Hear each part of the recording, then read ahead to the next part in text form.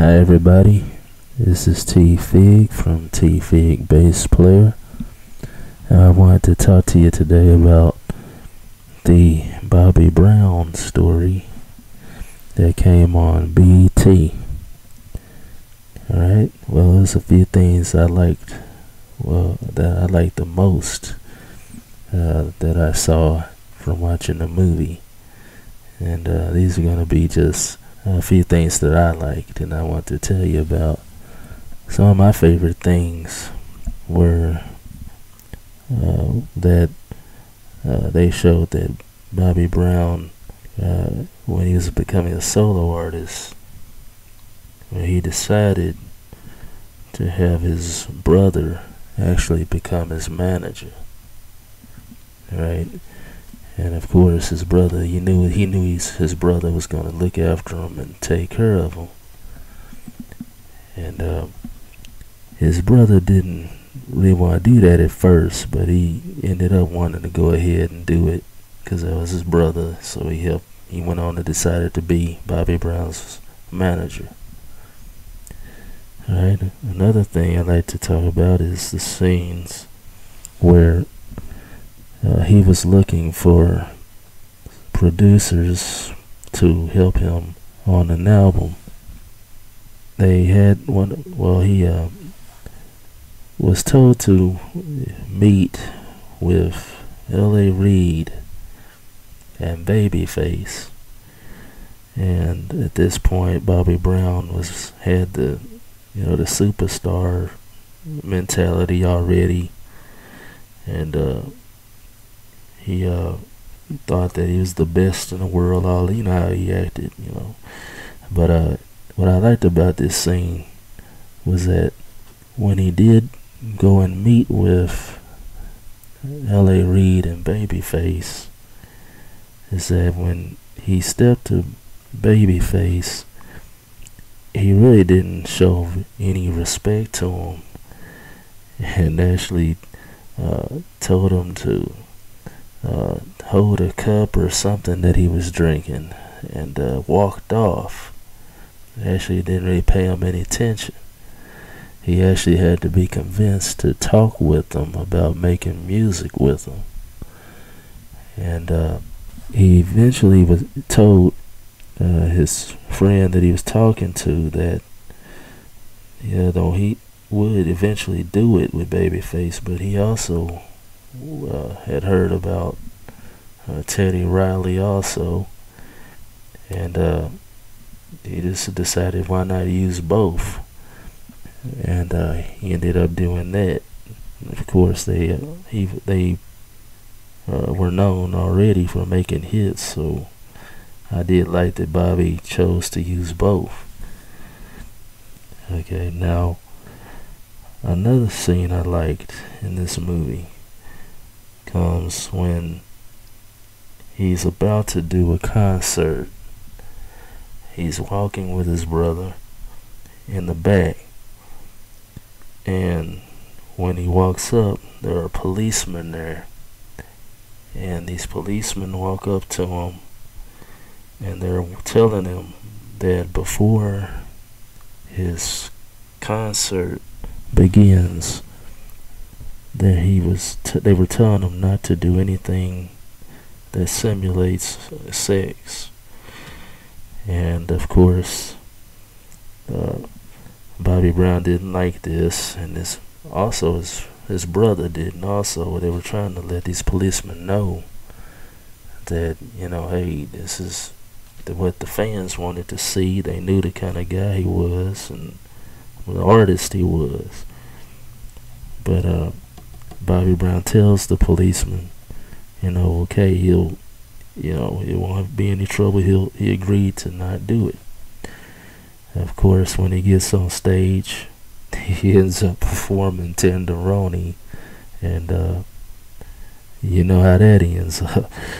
And policemen do come out, take him away, and it's funny that after that happens, his career even seems to blow up even more after that. Alright. Another thing I like to talk about with the Bobby Brown story is that they showed that he was at one point in a relationship with Janet, and they didn't hit on this alone, but they did show that he was with Janet Jackson, and that of course he ends up finding out that Janet really didn't want to really be with him. He thought that she liked lighter skinned guys, and he ends up getting angry with her and kicking her out. And at this point, after this happens, he decides to no longer be with any women from the music industry. Alright? And he tells this to his brother, who's his manager. And during the an awards show, I think it was the Soul Train Awards, but during this, he is sitting down with his brother in the stands, and Whitney Houston walks up behind him and introduces herself to him, and he can already tell, and his brother also could already tell, he was even teasing at Bobby Brown, yeah, thought he wasn't gonna mess with any more industry women, and of course his brother's like, yeah, right, and he knew exactly what was gonna happen. Okay, I'd like to mention also what I liked about Bobby Brown and Whitney and how they met with each other. I like that they showed that